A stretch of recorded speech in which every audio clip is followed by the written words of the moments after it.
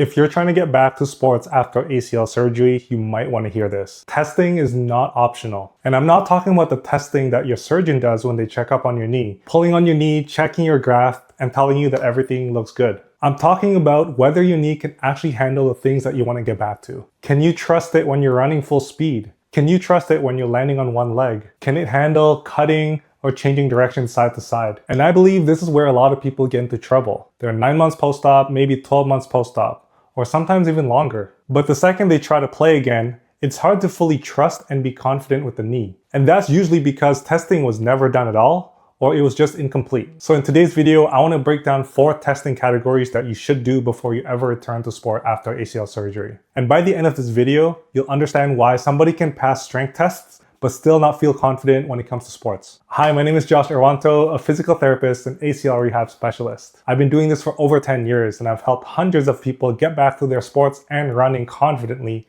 after ACL surgery. So let's dive into the video. So the first category is strength. And I'm talking about the muscles that support your knee. And this is where your graft type matters. So if you had a hamstring graft, then likely you need to focus and make sure that the hamstrings are strong enough when you get back to sports. If you had a quad or patella tendon graft, then likely your quads will need more attention. Now, this doesn't mean you only train based on your graft type. It just lets us know where your weak links are. So to test it, it doesn't have to be complicated. For example, you can use a leg extension machine at the gym to test your quad strength. And similarly, you can use a leg curl machine to test your hamstring strength. I like to see a 3 rep max or a 5 rep max test, meaning how much weight can you do within 3 or 5 reps. You're gonna compare your left side versus your right side. And the number you should hit is at least 95% symmetry compared to your non-surgical side, assuming you have been training the uninjured side through the whole rehab process. If you have access to an isokinetic or dynamometer, that's even better. But you don't need to overcomplicate this. You just need to get some numbers so that you can track your progress. Okay, so at this point, this is where a lot of people make the mistake because strength is just the first layer. It's just the first foundation. You can have good strength numbers, but still feel hesitant or scared when you're back on the field or the court. And that's because sports doesn't just ask you to produce force.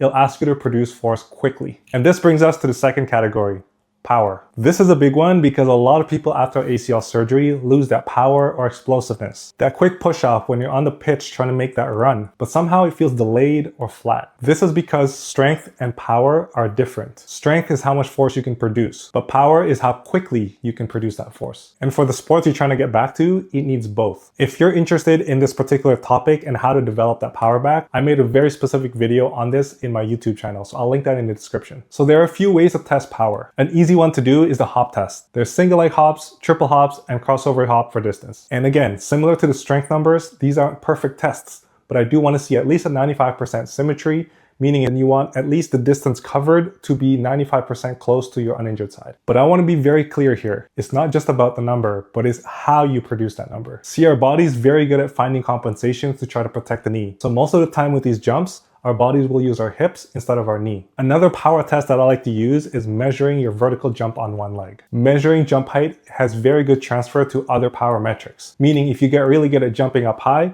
you're likely very good at jumping forward, which is basically sprinting. So to do this, you can record a slow-mo video on your phone to see how high you jump on your surgical side versus your non-surgical side. And there are apps out there like My Jump Lab to measure and assess how high you jumped. And of course, if you have access to technology like force plates, that's even better. But if you don't let that stop you. You should still find a way to measure your power. And that leads us to our third category, change of directions. This one blows my mind. I have no idea how people are being cleared for sports after surgery without doing any type of change of directions. Because you can imagine most sports are not linear. They're not straight lines. Soccer, for example, it's not just running forward and backward. Tennis is not just running ahead. You need to be able to change directions on a dime. Skiing is not just simply doing a squat and going straight forward. For change of direction testing, there's a few that I like. The first one is the Illinois agility test. This one you need to do outside, but will give us a very simple way to see how your knee can tolerate acceleration, deceleration, quick turning, and then sprinting as well. As a general benchmark, I like to see people do this in under 15 seconds before even considering returning to sport. Another one that I like is a single leg lateral hop test, where you're hopping side to side on one leg,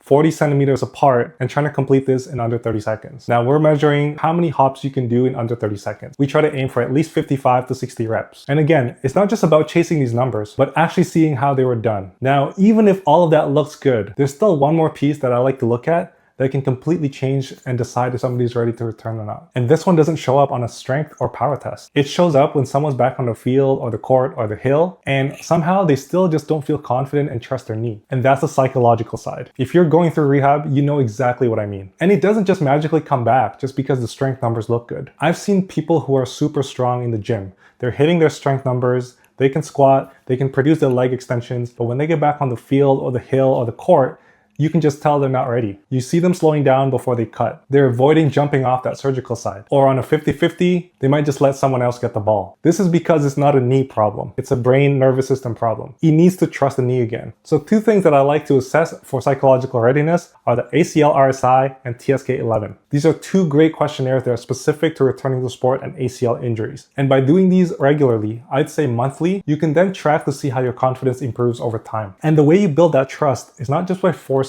more strength or more numbers. It's through repetition and gradual exposure. You have to put that knee to situations where it fully doesn't trust it and gradually expose it over time with more challenging situations. That's how you build trust over time. So zooming out, ACL return to sport testing is not optional, but it's also not just based on one hop test or one strength test. Amongst many things, we want to look at least strength, power, change of directions, and the psychological side. Because if you only test one of those four, you might actually miss the things holding you back. You might not know where your bottleneck is. You might be strong but not powerful. You might be powerful but not comfortable with changing directions. Or you might pass the hop test, but you might still feel hesitant when you try to cut and react in real time. Return to sport testing is not just about collecting random numbers. It's about finding your bottleneck or where you're lacking. Because once you know where you're lacking, then you can continue to work on that for the next couple of weeks/months so that you can hopefully close that gap and get you closer to returning to sport. That's the difference between guessing your way back and actually having a plan. So if you're more than 6 months after ACL surgery and really thinking about how you can get back to sports confidently, I made a free masterclass video training on how to do this. In this video, I explained the exact same process that I use with my clients